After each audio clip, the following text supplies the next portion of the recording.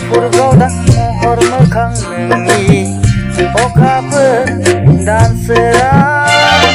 free free बार बारनाय गोजोन सुदेम समाव मिनिखैरो मोखांजों बायदेमनाय सुदेमनाय आंनि बिबार बारियाव जेब्लाबो गेलेफैयो सना दे रे आहादोर मालिक सना दे रे आहादोर मालिक लागाव मिस्टार दादाभाई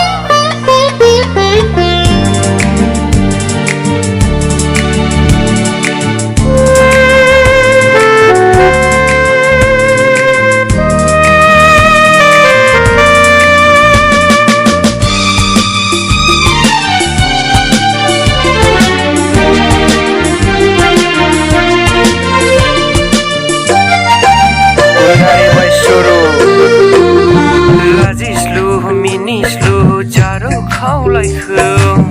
दबा बिलाइजों हुब्लेरै लाजिस्लु मिनिस्लु जारौ खावलायखौ